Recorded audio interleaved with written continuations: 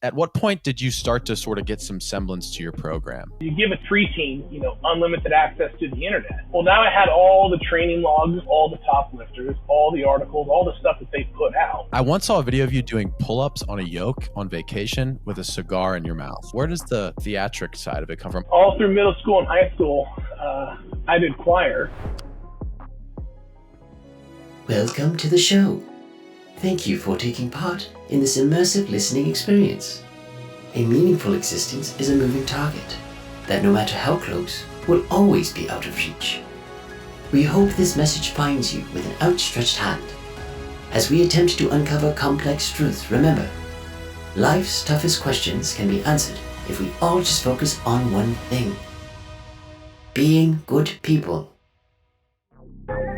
Hello everyone, welcome to Good People episode 23. Today I was joined by Graciano Rubio. He's better known by his Instagram handle, Wallstreet Weightlifter. Today we talked about how he got started with working out, how he developed what he calls the 50-to-1 method for progressing in your fitness, and I also finished the episode by comparing him to Bruce Lee. If you are watching on YouTube, please consider commenting, and subscribing, and turning on notifications so you don't miss our weekly uploads. It really does help us out a ton. Enjoy the show. Graciano Rubio, or better known as Wallstreet Weightlifter, as I'm sure the people who are listening to this know you as. Tell the audience a little bit about yourself. First of all, thank you for doing this, but tell the audience a little bit about yourself and what it is that you do.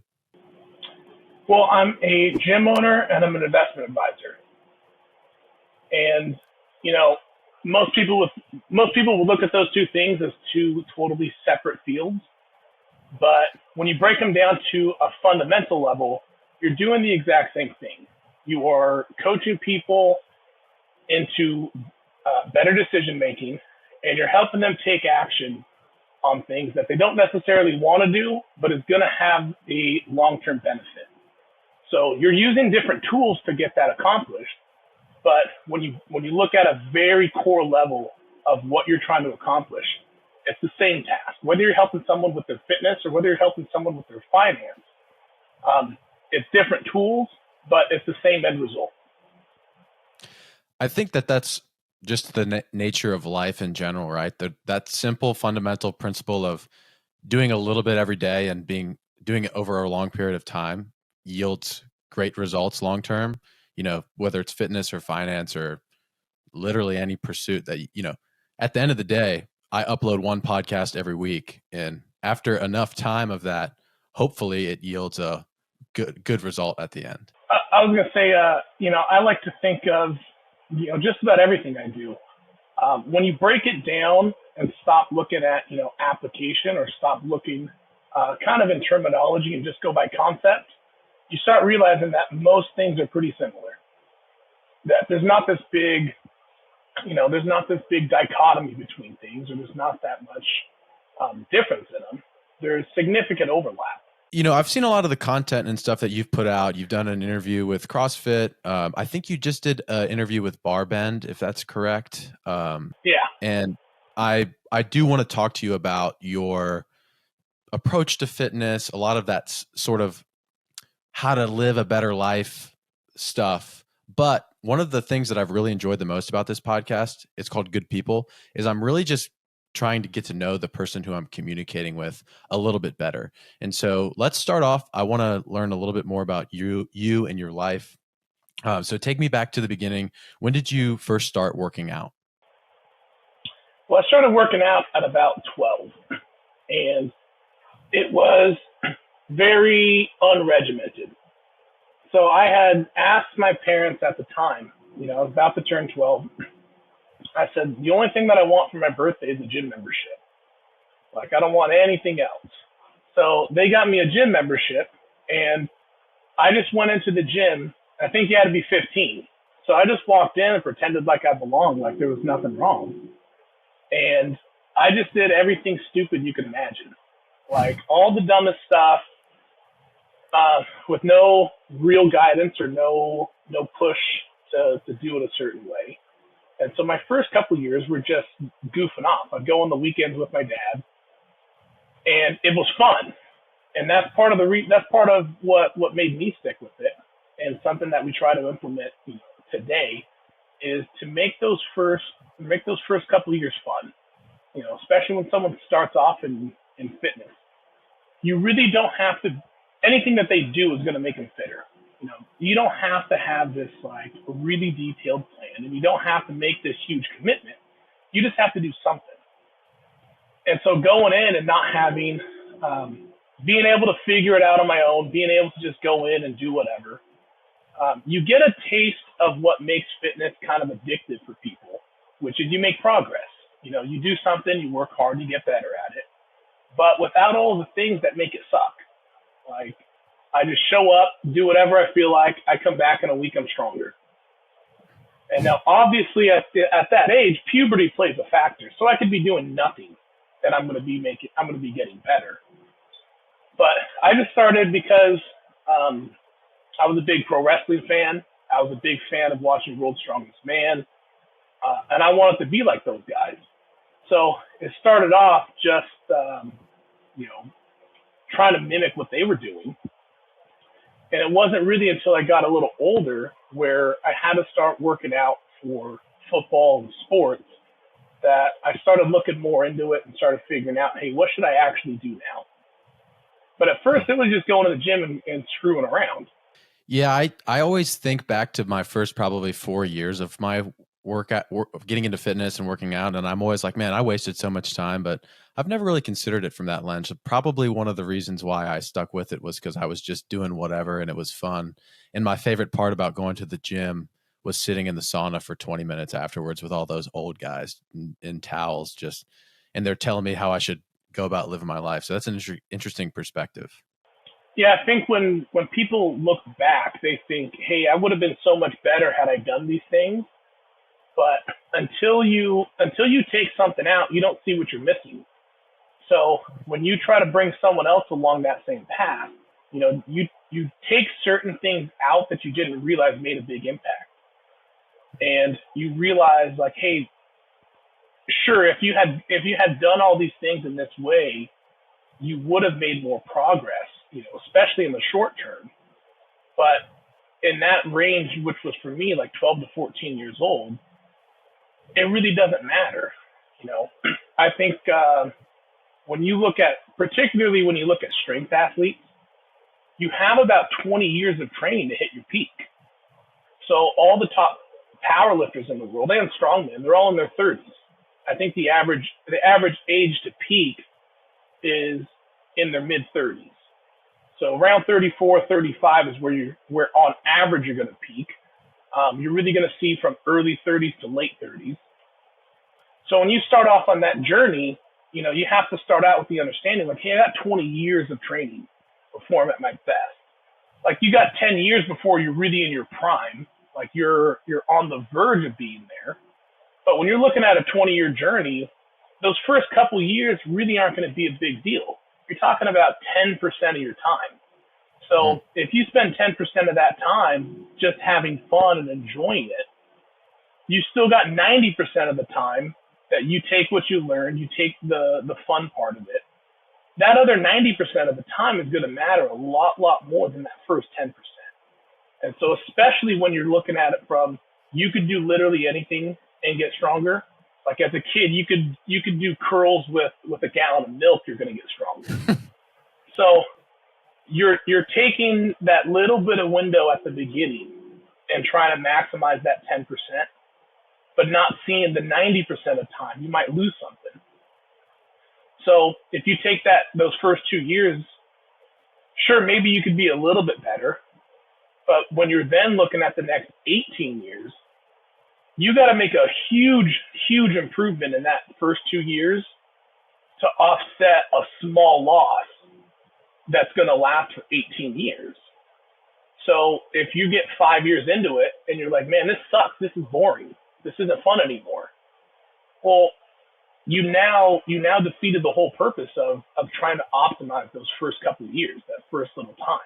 Yeah, I'm the head coach at the gym that I work at, and that's something that I've really been leaning into with how I communicate with new clients. Is I don't say this to them on day one when they walk in the door, but after I've established some rapport and I've built a relationship, and I tend to just be like, hey, this is very unpopular for fitness professionals to say, but I don't care what happens in the next 3 to 6 months. Like, this stuff that we're working on is going to take a decade for you to feel like you're starting to really wrap your head around and like really have it down. And obviously it's not wait a decade and then, okay, I've got it. It's a very slow process, similar to what we were talking about here at the beginning, where day by day, it's just these little incremental improvements that it's easy to forget that. One of my favorite quotes is that phrase of, we overestimate what we can accomplish in a year and underestimate what we can accomplish in 10. And I think I'm really young. I'm 23. I've really been leaning into that of like, I've got time. Don't put so much pressure on myself. It's going to be okay. Yeah. When someone first comes in, we teach them everything at the beginning. Like, we plant the seed in their head. So like, they have a little bit of an idea. So they'll learn all the advanced stuff. Like, we'll give them an introduction to it. But a lot of times I'll teach them and I'll walk them through it and I'll say, none of this matters. Like, literally none of this matters right now. If all you did was just show up and do exactly what's written and not even put in this big monumental effort, you just show up and put in some effort. You know, when you compare what you were doing 3 months ago, well, 3 months ago, your average week, you did, you know, this many steps per day or this much exercise per week. Well, pretty much anything that you do is more than what you were doing before. So you're going to get fitter.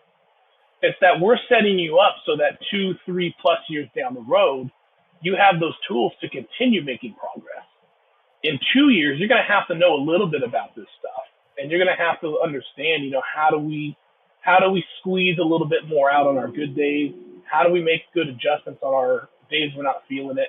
You're going to need that down the road, and it's going to take you time to learn it.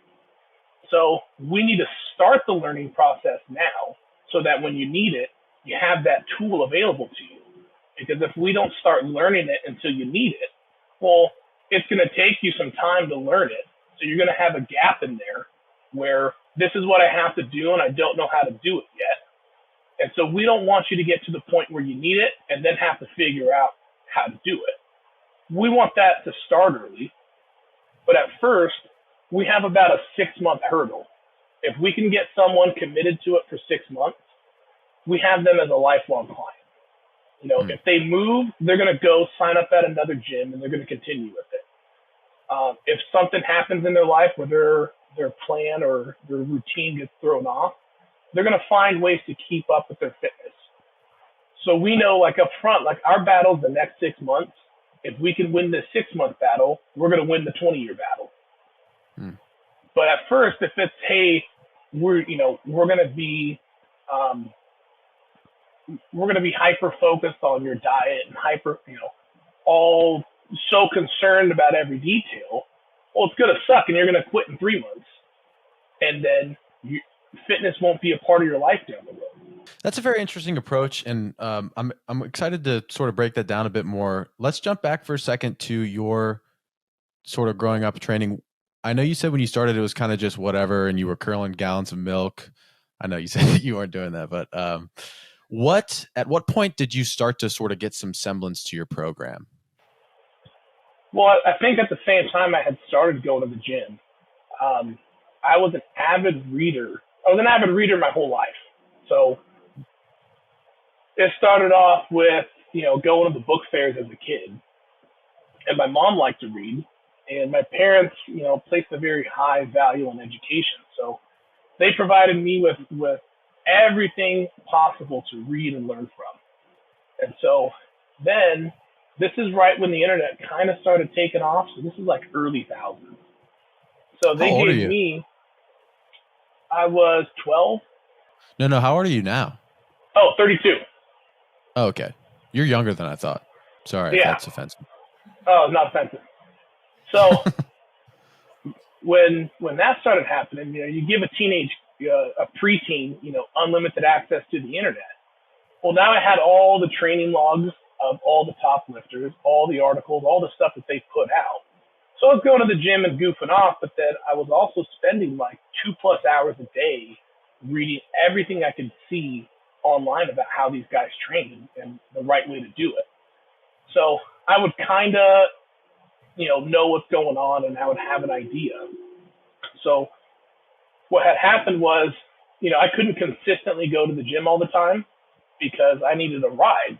I needed someone to get me there. So to get a ride after work was tough for my parents to be able to take me after. But I turned 14, and this is kind of the summer going into high school. And during the summer, I had bugged my mom to let me start taking the city bus. And at the time, I was still 13, and my dad came to Mexico when he was 14 by himself. So he had hitchhiked from Mexico up to the U.S., immigrated, on his own. And so when I was turning 14, I told my mom, I said, when Dad was 14, he was coming from Mexico all the way to the U.S. I'm just asking to ride the city bus. Yeah. So I wore her down. So I said, I'm going to high school. This is what Dad was doing. So I convinced her to let me start riding the city bus. And so then I said, well, now I can go to the gym as much as I want. Whenever, Monday through Friday, I can just get on the bus, get over there. Now that I have, real regularity in my schedule of when I can go to the gym, I need to have some kind of program, like something a little smarter, because I don't have time as an excuse anymore. So I have all the access, both to the equipment, both to the knowledge that's already out there online. So that's when I first started like a real program. Like I need a plan because football's coming up, and I don't really have any limitation at this point. And when I first started, I had followed something basic, something real basic. But the core elements of everything I do now started right when I first started training. And probably the biggest one is this idea of relative intensity. So this is something that gets pushed in CrossFit. If you look at the journals, if you look at all the articles, the concept of relative intensity is a foundational principle of CrossFit. And I had grown up in the construction world. And in the construction world, you got guys that are strong. You got guys that are conditioned, guys that have great work capacity over a whole workday. But they get to that level, and then they stop getting better. So you compare guys on construction sites all around the world, you add up the amount of work that they're doing in a day, and they are completely crushing your favorite influencer, whoever you see online. They're doing more physical work in one day than these guys do in a day. So why aren't they stronger? Like, why aren't they in better shape? Why don't they look like that? Why can't they do those things? And the answer is there's no progression to it. Your bags of cement are always going to be 50 pounds. Your skill saw is always going to be 16 pounds. So once you adapt to those demands, that's it. Like, sure, to be able to perform the job, and it depends on your trade, you have to have a minimum level of fitness to do it. But once your body's adapted to it, that's it. So that was right from day one, like the key part of it, that on a week-to-week or month-to-month basis, there needs to be some kind of progression. And so I had a program that I followed. And then over the course of about a year, kind of as I gained experience, compared this to what all the other top athletes were doing at the time, and then kind of built a template or built some kind of, system that I could use going forward. But at that point, like I had enough experience and had enough knowledge that, okay, now this makes sense to me. That this is my own take on things, and this is what I'm going to use going forward. And where that program was after a year of lifting doesn't really look that fundamentally different from what it looks like today, 17 years later. Two things on this. And just to clarify, you would kind of say that this method is, you sort of had your grasp on it at 14, 15 years old. Yeah. Wow. Yeah. And just that note on relative intensity, like you say, it's through the CrossFit Journal. pretty much any strength training resource that you could get your hands on talks about relative intensity or has an intensity chart. And that's something that I wish more CrossFit coaches understood. Like the simple application of a relative intensity or a rep max chart is so valuable for communicating information as a coach to athlete in the thing that we do. And it's something that, I push my coaches to do, but I've just noticed a lot of places don't really give any thought to that. Well, I think what happens with CrossFit is you fall into this trap where people extrapolate long term what worked in the short term. So when you first start coming to the gym and you start working out Monday, Wednesday, Friday, 3 days a week, then you switch to coming 4 days a week. If I'm working out 4 days a week and I'm getting fitter than I was on 3 days a week, you naturally look at that and say, well, I would be even fitter if I trained 5 days a week, which is true. But it's not just the extra training. It's that, yes, you're providing the body a higher stimulus training 5 days a week than you were at 3. But with volume, you hit a natural limit. Either you run out of time, you simply don't have the time to train, or you run out of energy, or especially as you become fitter, you run out of the ability to recover. Like, I can only recover from this much work.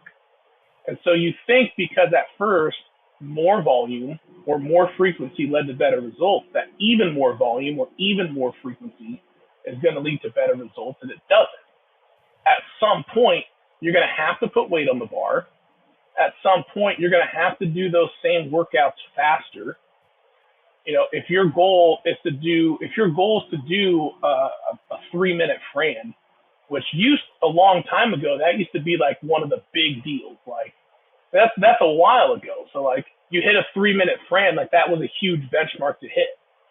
Well, you could do Fran twice, and each one takes you 6 minutes, but you could do it twice, you could do it 3 times, you could do it 4 times until you actually pick up the pace that you're moving at, until you actually cut those rest periods down, you increase the length of those sets until you start moving faster and perform it at a higher intensity. You're not going to get better at that high intensity work. So sure, if you got a 6-minute Fran, you will drop that time if all of a sudden you start doing Fran twice. But at some point that you're going to hit a limit in there where I just simply don't have the time, the energy, or the ability to recover from doing more work. And it sets people up for failure long term because in their life, something is going to happen in which they can't train with that volume or that frequency. They're not able to make it to the gym that many times, or they don't have the time to be able to put in that volume of work. And when that happens, they're faced with this situation of saying, well, I guess I'm just going to get in worse shape now because I can't train at the same level. When that doesn't have to be the case, there's this inverse relationship between volume and intensity. So if you learn that nuance really well of understanding more volume by necessity will be lower intensity. In less volume, you can handle higher intensity. You can set up your training to revolve around your life, where when you have the time, you're doing all that volume, you're doing all the skill work, you're doing all those little things. And then when life gets busy, you're cutting the volume, oftentimes by 50% or more, and ramping up the intensity. So that there's no need to go through these periods, these seasons. Like in the summer, you get into killer shape because you have all this time. And then the kids go back to school, you can't train as often, you get in worse shape. It doesn't have to be like that. When the time allows, you train more. When the time doesn't allow, you train more intensely. And the impact of your schedule and the impact of your life is minimal to none when you understand how to change the program to your life, rather than trying to learn how do I change my life to fit around this program. That's why I think what you are doing and CrossFit is doing, but with your 50-to-1 method specifically, I know they go hand in hand, is so effective is because, this isn't a Russian or Chinese weightlifting program where we hand select our youth at the age of 4 and build them to be the incredible powerhouse athlete that they are. It's like you're this person where you have a family and a wife and kids, and you coach people that have a family with husbands or wives, spouses, and children. And our life is our life, and there's things that we like to do and have to do, and our fitness needs to fit within that framework. And so that's one of the reasons why I always fall back so heavily on CrossFit, is because you don't have to compromise all of the physical attributes that you need to build to become fitter. You can, regardless of the amount of time and energy and resources that you can throw at it. Yeah, and that was so the way the name came down the road, but the program was exactly the same. I just didn't have a good way to articulate, these ideas. So it started off, I can't remember exactly when it was, but if you go online, there's a ton of 1 rep max calculators where, hey, if you do this many reps for this weight, this is what your estimated 1 rep max is. So they have a handful of studies that have been done kind of, I think, late 80s up to the early thousands, looking at top athletes and measuring, this is their rep performance based on their max. So somewhere early on when I was lifting, I start looking at those things. Every single teenage boy does it. Like, hey, I hit this for 10 reps. What does that mean as a max? So I had that idea because of the experience growing up in a construction family of saying, hey, the key element that separates this from just going outside and doing physical labor is progression. So if on a weekly basis I'm looking at it, if I go from an estimated max of, 200 pounds to an estimated max of 203 pounds, I can demonstrate that I got stronger. Like this set of 10 was harder than this set of 8. Now, if you're looking at 1 rep or 5 pounds, obviously, if you do a certain weight for 10 reps and you add 5 pounds on the bar and do it for 10 reps, well, yeah, you got stronger. You put 5 pounds on the bar. But to compare a set of 10 or compare a set of 5, there's not a good way to compare those two. So anyone who's done a 10 rep max knows, hey, if I put 5 pounds on the bar, that is a ton of progress. That is really hard to put 5 pounds on for that set of 10. So there's no way to progress week to week because you're taking such huge jumps that you're not going to be able to sustain that. So I had the idea early on. I said, well, what if I always compared them in terms of what the estimated 1 rep max would be? So I took a few of those different studies. There's like 5 or 6 of them that are pretty good. And I said, well, what do they average out to? Because some of them are a little different. Some of them estimate kind of the high rep range is better. Some of them estimate the low rep range is better. And I said, well, we'll just average them. So all the way from reps 1 through 12, which is, 70+% of your max. I said, well, if I compare that as an estimated 1 rep max, that'll let me know, hey, this workout was harder. I can objectively say this set of 5 was harder than this set of 10. And so I started doing that very early on. And that's where the core of the program is. And all that is, that's just your top set. That's just your set that's as many reps as possible. So if someone walks into the gym and they say, hey, I'm going to do 80% for as many reps as I can. Well, mentally, as many reps as possible, it sounds tough. It sounds like it's going to be this brutal workout, but it's as many reps as I feel like.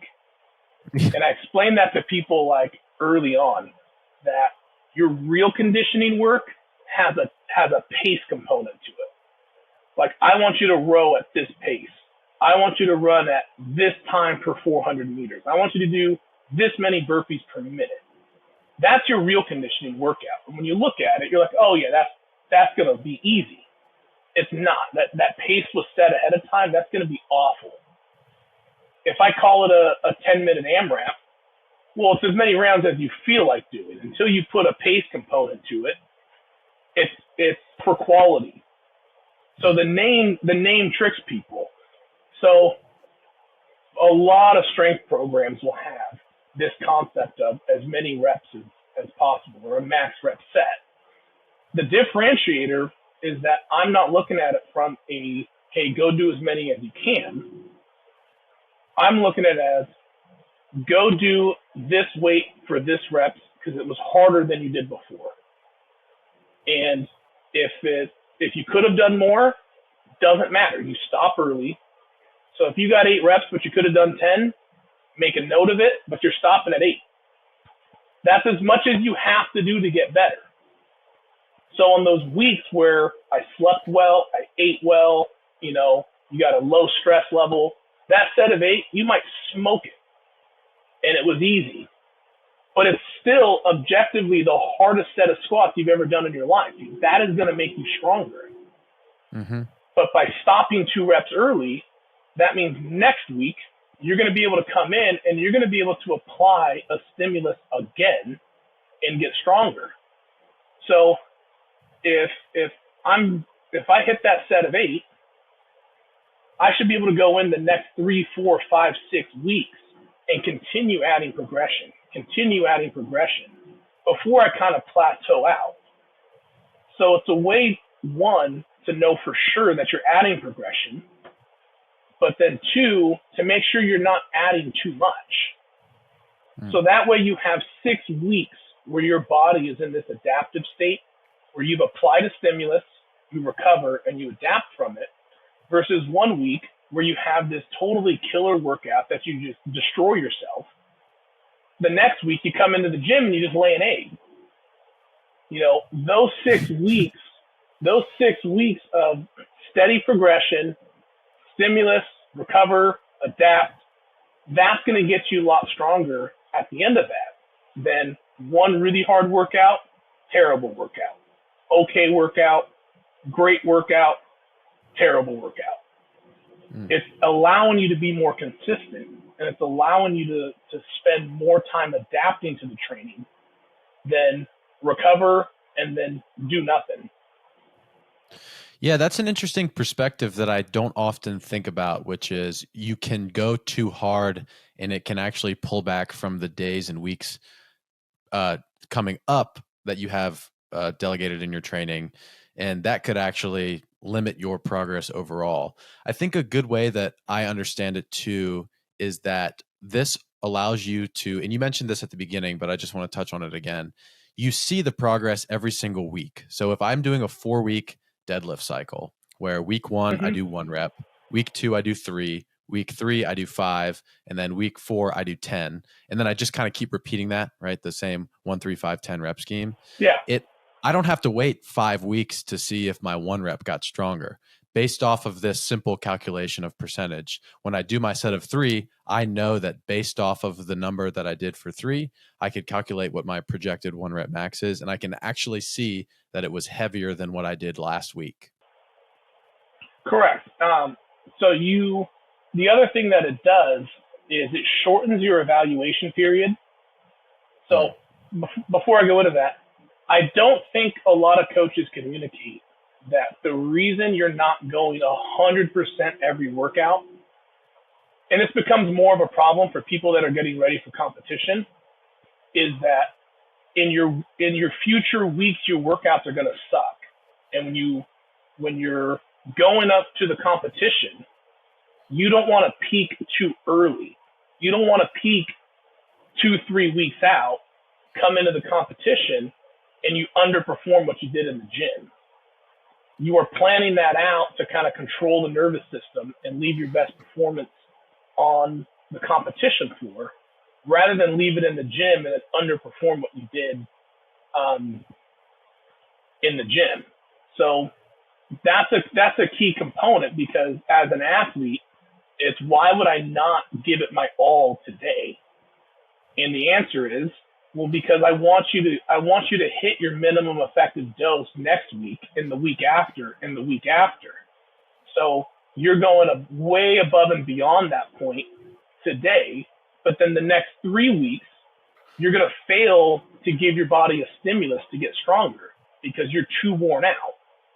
Yeah. So that's the key element in there that usually doesn't get communicated. That's hard to understand. Like, why wouldn't I give it my all today? And it's like, well, because you've done enough, and we know you've done enough, and next week, this may not be as good of a week. And so the trade-off in there is that when I feel really, really good, I'm going to stop just a hair early so I leave the gym feeling good rather than feeling terrible. Then when you feel terrible, you're looking at it still objectively, and you're going to have to suck it up and do it. So you have it. If there's no free lunch in there, when I feel great, I'm going to come in, I do what needs to get done. I stop a little early. I leave the gym feeling great. I wake up the next morning feeling great. But when I don't feel like it, well, I'm going to have to suck it up and really push myself because it's going to take everything I have to kind of cross that threshold of minimum effective dose. So I kind of do it earlier on. I did this more. I do a little bit less of it today because I've been training for a lot longer. But when it sucks, I really dig in and push harder to get whatever level I need to do that's like a minimum effective dose. But the benefit of that is that when I feel great, I don't have to drive myself into the ground. I get to stop a little early and still feel good. So you spend a lot more of your time feeling good and being in this range of like, I feel strong, I feel recovered, I feel my best, rather than, half the time you're worn out and beat up, and then half the time you're super amped. I explain this to my athletes like gas in a car. Most people fill up their gas tank when there's about a quarter of a tank or less left. I've never met anybody in my life that just runs their car till it's empty and then has to call AAA to come fill up their gas tank every single time that they need to get gas. And your body's the same, right? Like you could, if you wanted to, every day go to 100 and just run out of gas, and you're riding a very fine line. Or maybe you're coasting into the gas station because your car shuts off as you're rolling up to the pump, right? It's kind of like that. You're riding a fine line where if you just take it down to that quarter tank where you've used the gas and you've done enough to, using your gas doesn't improve the performance of your car, but using that energy, and this is a game of energy expenditure, our bodies need to deplete themselves in that way to adapt. But you never want to be stranded on the side of the road. That's, I feel like, always been a good connection that people can understand pretty easily for that. Yeah, I think there's a lot of ways to describe it. So yeah, it's whatever helps it click for the athlete. Yeah. I understand that the 50-1 method is a breakdown of the Pareto principle. Most people know this to be the 80-20 rule or 80-20 principle. Could you just explain what 50-1 method is? Yeah, the breakdown of the Pareto principle. So I use the example of 100 minutes just because it's easier to understand in terms of time. And people that are more serious about CrossFit, like they're beyond the weekend warrior level, but they're not like the real full-on competitive people. So if someone comes to class, 20 minutes early, and we get a lot of people, they're 20 minutes early, they BS, they hang out. We have a lot of farming around us. So this is like their hangout. Instead of going to the coffee shop and getting donuts in the morning, they come to the gym to BS with their buddies. So they're here 20 minutes early, they got their hour class, and sometimes they hang out 20 minutes afterwards. So what people will understand from the Pareto principle, 80% of your results are from 20% of what you do. So you're thinking in terms of 20 minutes. In that whole hour 40 that they were at the gym, there's 20 minutes in there that's going to be the majority of the results. But what people they don't take the next logical step, which is you can still apply the Pareto principle to those 20 minutes. And so when you do that, you have the 64-4 rule. So 80% of your results will be from 20 minutes, but 64% of your results will be from just 4 minutes. Well, you can still apply the Pareto principle to those 4 minutes. And that's where it derives down to half your results are going to be from about 1 minute of that workout. So when you're thinking of a strength workout, you can easily pick out, 1 minute in there that was half your results. So you take something like a snatch takes about 4 seconds. We're not counting the time you're resting. We're not counting the time you're setting up. We're counting the time that you're actually performing the rep. So to look at a strength workout, you can easily look at it and say, here's the 15 reps of that whole strength workout. That's half the results I'm going to get from that strength workout. And it's probably less than 15 reps. 15 reps at a decent percentage is a lot of work. But you can easily look at that and say, okay, here's the 15 reps. That's what's going to matter. If you have a 10-minute AMRAP, you can look at 1 minute in there and say this 1 minute is the deciding factor of what's going to get my results. So in an AMRAP, you're talking probably minute 6 to 7 or minute 7 to 8. If you're on a good pace to do as much work as you can in 10 minutes, the first 3 or 4 minutes, they're not that hard. It's not like you're taking a total snooze, but if you're doing it correctly, if you're dying at minute 3, there's no way you're maintaining that pace for another 7 minutes. By minute 3 or 4, it's hurting, but it's nothing. It is only hurting because you know how it's going to hurt coming up. But when you cross that 6-minute mark or you cross that 7-minute mark, it's that minute in there that's going to separate you. Once you make it to minute 9 and you got a minute left, well, mentally, that's no problem. I'm going to finish out this last minute because the finish line's right there. But getting over that hump, that 1 minute hump, that's where it's going to separate all your results, is whether you can make it through that. So the whole purpose of breaking it down like that is to understand that this is what you have to get done to get better. This is what you have to get done either to get stronger or fitter or whatever the adaptation you're seeking. So you don't need to do hours and hours of time in the gym. It's, I need to get this stuff done. So if you look at it as that's your key performance indicator, how I did in this little chunk of time, everything else in your workout is designed to support that.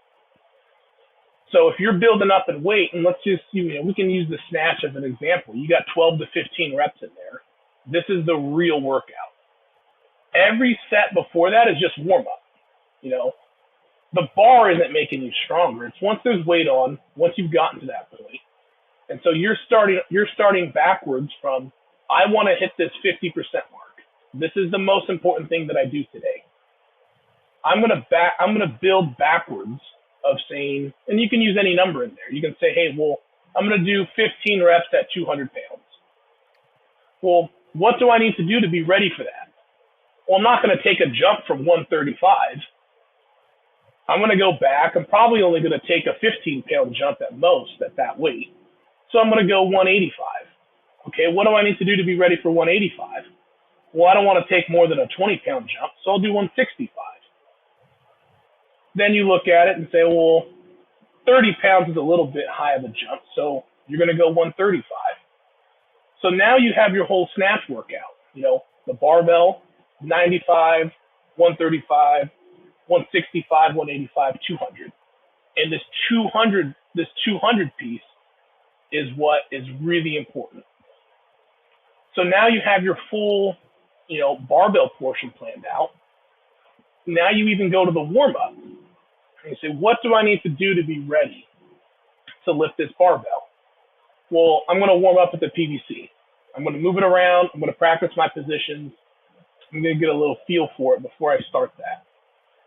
So now you have your whole workout start to finish planned. You're going to hop on a bike for 5 minutes. You're going to move a PVC pipe around for 5 minutes. Now I'm going to do all this stuff to warm up. And then I'm going to really focus on those 15 reps at 200 pounds. Now, it puts the whole workout into context so that you don't walk into the gym and you set a new 5-minute max calorie bike effort. It's no, I'm just doing this to get moving, just to get warm, just to slightly break a sweat. When you're warming up with the PVC pipe, you're not thinking of it as, oh, I just need to loosen the shoulders up and move a little bit. You're thinking at the PVC pipe, this is to get me ready for that 200-pound snatch. So as you move, you already have that in your head. I'm going to move in the positions that I need to be in. I'm going to take note of kind of where I'm struggling with, where there might be some soreness, where there might be a general lack of ability from previous workouts. And then as you build up in weight, you always have it in your head, I'm getting to that 200 pounds. And so you practice all of your warm-up sets differently. You're not practicing them with this, if you're going to do squat snatches, you're not practicing them with this really fast, monstrous power snatch. When you already have that 50% mark in your head of this is what I want to accomplish, you're going to do your warm-up reps, at 95 pounds, thinking that I'm warming up my brain. I'm warming up the skill of that 200-pound snatch so that my reps at 95 pounds look exactly the way they're going to look at 200. From the way that your positioning is to the way that your timing is, you're not thinking I'm doing some separate kind of workout to get ready for that. I'm practicing that 200-pound snatch, but I'm giving myself some time to ramp up to it. Mm. And when you don't realize, when you don't have it in your head that it's those 200 pounds that really matter, you go through that whole workout just totally flying. You get on the bike, max effort. You move the PVC pipe as many times as you can. You do all these warm-up sets thinking like, hey, I want to catch it super high. I want to move the bar really well. I want it to be snappy. That's good some of the time. But if you've identified, hey, I need to do these 15 reps at 200 pounds, then you need to look at it as this is just getting ready for that. Otherwise you fatigue yourself so much early on that then when it comes time to perform the stuff that really matters and is going to make you better, you underperform on that major component. Yeah, I like that because it's keeping the end in mind, and it's being intentional about the things that you need to do to improve whatever metric that you're shooting for. Why do you think efficiency has become such an important aspect for you? Well, everything is a trade-off. So there's very few absolutes. So you have a trade-off of, your limiting factor when you look at it is either time, energy, or the ability to recover. Especially as you get stronger, that ability to recover is going to play a bigger and bigger role. So when you first start lifting, you're not generating loss of systemic fatigue from your training. So you could come in, you could go as hard as you can on Monday. On Wednesday, you bring that person in, they're out squatting what they did on Monday. But down the road, you do a squat workout and you come try to bench press or do some upper body movement on Wednesday, you're totally wrecked. Like just the act of stabilizing the bar and supporting it on your body, you're getting so tired in there that a heavy squat workout on Monday is going to impact your bench workout or your overhead press workout or your gymnastics practice on Wednesday or Friday or whatever day later on. So at the very high levels, you start having to make a trade-off of the adaptation you're looking for. So your strength work here is going to impact your strength workout over here. So I remember this is years ago, but I did this 5x5 overhead press workout. And when I finished, I actually took it up to 6 sets of 5. And then the last set was for max reps, which I think I did 6. So this was a totally brutal overhead press workout. And then 2 days later, my shoulders felt nothing. My triceps were like a little tired. My lower body was so sore I could barely tie my shoes. Like I was so stiff. Like I'd try to tie my shoes and like I cannot move at all. And when you look at the tension that you need through the whole body to be able to perform that lift, you're generating tons of fatigue. And so if I'm trying to deadlift later on in the week, that overhead press workout means I can't deadlift. Like I have to pick between the two. I used to be able to, but now you have to make those choices. So as an athlete, especially one for strongman, you're going to be tested over a variety of different strength movements. You know, some are going to be at the very, very high end of limit strength. Some are going to be, you know, more strength endurance. But you get punished far more for being bad at one than you get rewarded for being good at one. So if you're not efficient with it, you might get overall way stronger. But if you go from first place to first place, you got the exact same amount of points. If you go from second place to first place, great, you got a tiny little extra bit. But if you have an event in there in which you're getting 6, there's way more opportunity to improve and gain points by bringing that worst performance up.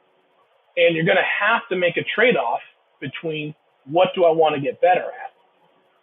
So if you're looking at it from that angle, well, these events I'm already finishing first place in, those prevent me from doing the work that's going to take me from 6th place to 3rd place. So with a limited amount of ability to recover, every last bit of training that I put on this event that I'm already winning, it's not just a matter of time and energy, it's that it's taking away from training the things that I'm not good at. And so you end up going to the competition, you got the exact same placing even though you're stronger. So you hit that point relatively early on in training where you have some kind of bottleneck. And it's time, it's energy, or it's ability to recover. So if you're not focused on the efficiency of it, then your results aren't going to be as good. Yeah, I like this approach, and I think there's a bit of debate within the performance realm of like, do I strengthen my weaknesses or do I hammer down my strengths? And I think you and I would probably both say it kind of depends on what your goals are, right? And in the sport of CrossFit, if we're talking about that specifically, obviously we need to work on our weaknesses. But the analogy that I use for this is, have you ever done an Indian run? Yeah. You need an Indian run all of the attributes that you want to progress. And for anybody listening, it's a line of people. I did this every year. I played on the JV soccer team for 2 years in high school. And literally one of the things was like, you guys need to make varsity, because the coach for the JV team, his name was Coach Woolley. It was like this crazy fitness guy, has done ultra marathons, really, really impressive guy. But there was this Civil War trail next to our high school. And if you were on JV every year, you had to do a 5-mile Indian run with there was a hill in the middle where we had to do like walking lunges and stuff up it. Looking back, it was awesome. But at the time when I was out of shape, it was horrible to have to go through. But I think about that from time to time because fitness is a lot like that. You want the whole system, which is a line of people all running, to be moving forward together. But the back guy sprints to the front, and then when he gets to the front, the next back guy goes. You just keep going in this big loop. And so you want to pull your weakness. Maybe it doesn't necessarily get all the way to become your biggest strength, but you want to pull your biggest weakness to the front, and you want to make sure you continue to do that while making sure the whole system moves forward at the same time together. Yeah, it's important to understand what you're trying to accomplish, because in CrossFit or in a sport like strongman, where you're tested on multiple disciplines, you have to be good at everything, you know. And in a sport like weightlifting or powerlifting, you only got to be good at these specific things. So everything else, you know, the cardio aspect for weightlifting or powerlifting, you just need the cardiovascular health to be able to train for a long time. And you need good enough conditioning that you can recover from the workouts. But you're not tested on it.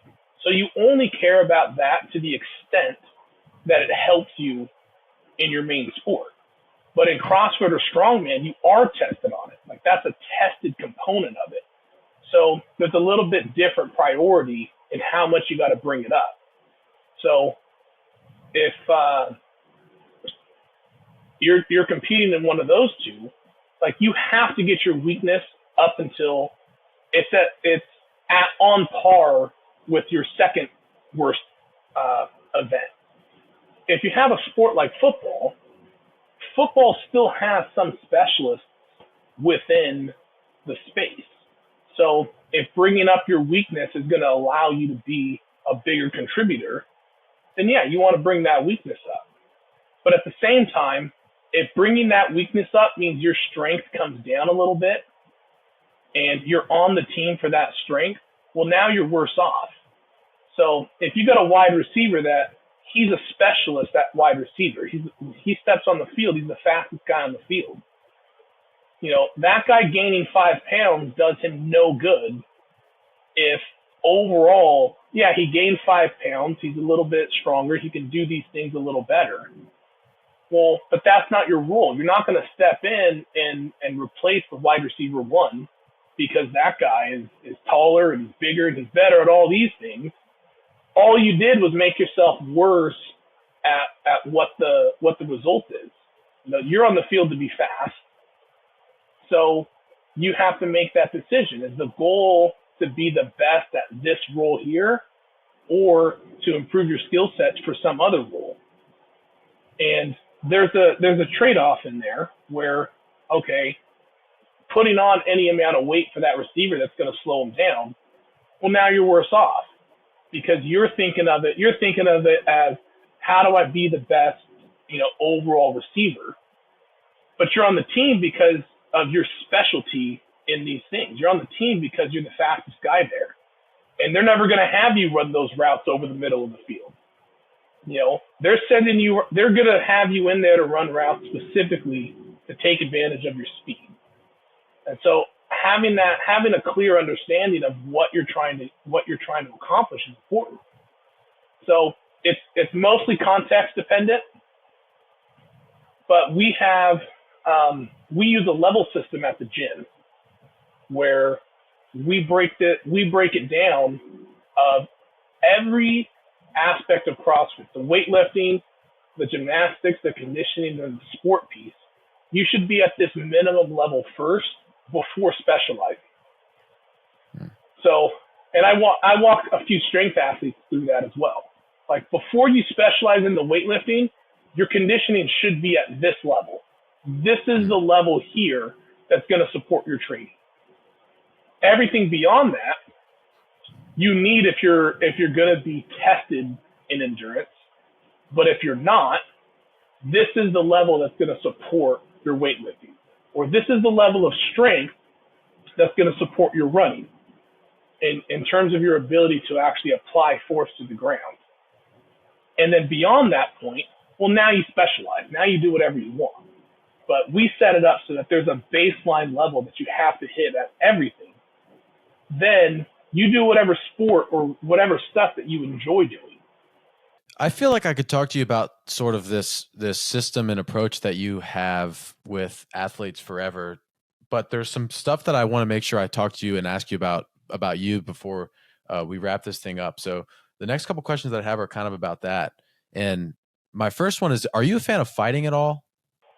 I'm a fan. I don't follow it that closely. Okay. Do you know who GSP is, George St. Pierre? Yeah. Okay. So he said this one time about Bruce Lee. I'm about to compare you to Bruce Lee. He said, one of the reasons why Bruce Lee is such an icon in the martial arts field is because of 3 things. The first one is his actual fighting skill. The second one is his philosophy behind fighting. And the third one is that he does all the movie shit. Like he's got the theatrics behind it. And it's very rare. Jackie Chan is another one. It's very rare when somebody can sort of exhibit these three characteristics. And I was listening to him say this a couple of days ago, and I came to this realization that I think that you have this.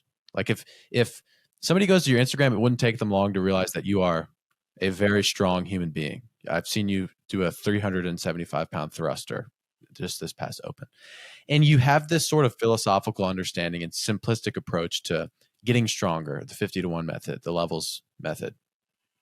And I once saw a video of you doing pull-ups on a yoke on vacation with a cigar in your mouth. And I was like, this dude is, I think that you have something that a lot of CrossFit athletes, not athletes, just people in the CrossFit space don't have. Like there's no cool guy in CrossFit. And that's something that I've always been like, we need a cool guy, or like Andrew Hiller is this. I know you recently got together with him at the games. He's like a bad guy. He's a villain. And I think that people that are sort of different or cool in ways bring attention to the sport. And so my question is, where does this, I know we've talked a lot about the actual strength and the philosophy, but where does the theatric side of it come from? I know you don't actually, maybe that might be an offensive way to put it. I don't want to say that you go out of your way to be, I know that's just who you are, but where does that come from? Part of that came from, I did choir for a long time. So all through middle school and high school, I did choir. And then when I first started being more involved in social media, it was during COVID. And so COVID had hit. In the years prior, the company I was working for, you couldn't really use social media. So you weren't able, you technically could, but you couldn't use it in the way that social media is supposed to be used. So I started putting more stuff out there, but when I first started, you know, I didn't have the sponsors, and I didn't have all the stuff that makes people beholden to doing things a certain way. So that's what often limits people, is that they start out in social media with the goal in mind, where it's like, okay, I need to build an image, I need to do this, I need to keep things on brand. I can't say anything offensive, I can't be out of the box. Like, they know kind of what they need to do to get to a certain level. Like, they go off the analytics, they go off of that. So when I first started like putting more stuff out there, I just put what I was doing. So there's an element of theatrics, because when you're involved in strongman for a long time, that's just how those guys are. Like, it's on the one hand, and this is an aspect of CrossFit that is different. Both strongman and CrossFit, because you are competing in different types of events, you're gonna lose. Like, you're expected to lose at something. There's no way that someone's gonna come in and get first place every single event. That's impossible. So you don't have you don't develop the same level of ego and like, I gotta be on top, like I gotta present this image or present all that. Like, it's gonna come along and you're getting your ass kicked at some point. Like, someone's gonna make you look dumb, or someone's gonna make you look stupid. And so there's a kind of a freedom aspect of, like, you don't have to be number one all the time. If you're in a discipline where you're looking at one kind of domain of fitness, like, I expect the top powerlifters at every meet, they're gonna win. Like, no, that guy's gonna win. I expect the top weightlifter, they're gonna win. I expect, the best runner, they're gonna come in and they're gonna win. But for something like strongman and CrossFit, like, you're not gonna win all the events. I expect them, they might win the show, they might win the overall, but along the way, they're getting their ass kicked sometimes. I had started out of just putting stuff out there, as a very loose sales funnel for finance. Like, hey, you can look at it right away. You know, this guy has a hobby. This guy has something else that he's doing besides, you know, just going into the office and zoning out for the day and crunching numbers. I think that when people are good at one thing, they're good at multiple elements. So I had only started putting stuff out there for that aspect.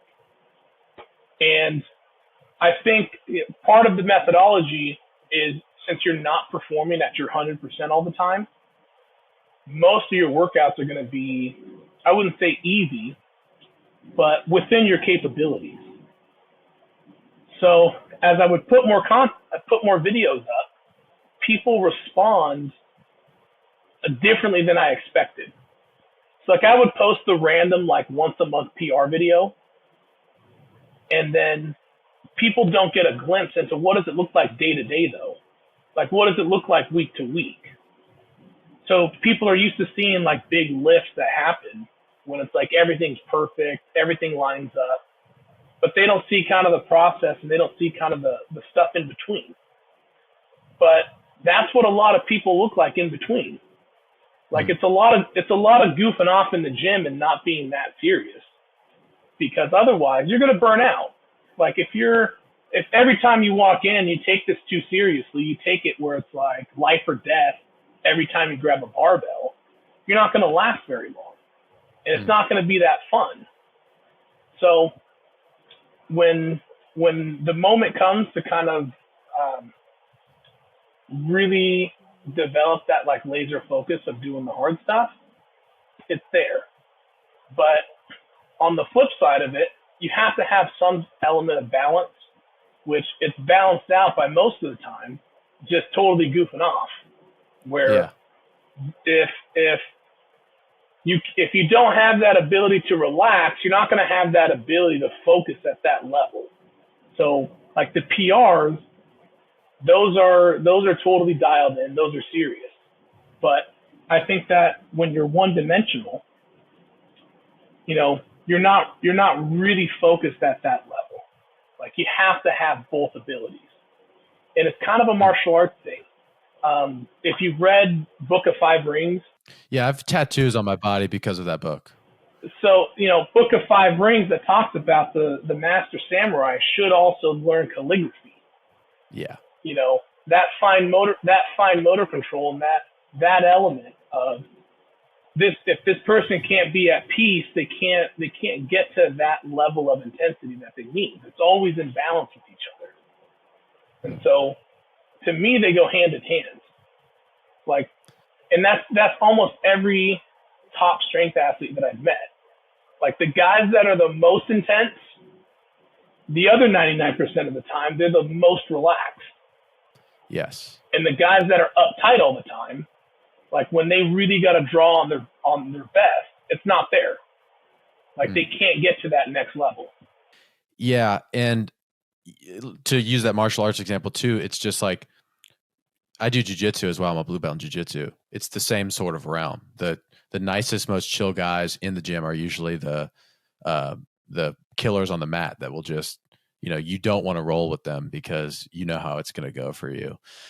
Something that we're kind of talking about too in general that I really believe is that fitness, I always say this, fitness is life. When I ask people like, hey, how's your fitness doing? I'm really talking about, hey, how's your life going? You know, it's not just physical capacity and my skill with a barbell or moving my body. It's also, how am I doing mentally? Am I able to process my thoughts? And I think that that's often a pretty underrated aspect of what exercise can give people, is that cool-headedness in a stressful situation and the ability to relax when you're in the gym and goofing off. We've asked everybody this on the podcast, and this is kind of a hard right turn, but it is related to what we're talking about. But I'm curious, to you, what do you think it means to be a good person? You know what? I saw that question. To me, a good person is someone that does good things. That's my simple answer to it. So, what does that mean? Creating value for other people. So whether that's opportunities for them or doing something directly for them. So something that's going to help them out, or this is going to provide them an opportunity for them to help themselves. Either one of those. All right, man. I really appreciate you doing this. We're coming in just over an hour. Is there anything else that you would like to add before we sign it off? No, I would say the only thing I'm going to add is, fitness for most people when they enter a gym, it's just a tool to make their life better. And so we get so wrapped up in focusing on, improving the fitness metrics without ever making that correlation to this is how fitness is going to improve these other areas of your life. And if you stop seeing it as an isolated component of your life and start seeing the gym as a way to improve the characteristics that's going to help you better at everything else, your life is going to improve far more. A lot of people will improve their fitness, and then that's not the thing that is going to make them happy. And they don't realize it till they achieve the goal. But the process of going through that, when you do it correctly, you are going to have the skills and you're going to have the characteristics that's going to help you change the thing that you do need to change. So that could be your relationships outside of the gym. That could be with work. That could be with any area of your life that you think needs improvement. The gym is a controlled environment where you can learn those things, where the cost of failure is low. And so you develop that in the gym first and then use it to the rest of your life. So for 99% of the people, it's not about maximizing what you can do at the gym, but the way that the gym helps you maximize the rest of your life when you leave. I couldn't agree with that more, and I think that's a wonderful place to end it. Thank you very much for doing this. All right, I appreciate it. Thank you for listening to this week's episode of Good People. If you are not already, check out all the content that Graciano is putting out on his social media. His handle on all platforms is Wallstreet Weightlifter. You can find those links in the show notes below. If you guys are watching on YouTube, please like, comment, and subscribe, and turn on notifications so you don't miss our weekly episodes. If you really enjoyed it, please consider sharing it with someone you love, perhaps your grandma. We'll see you next time.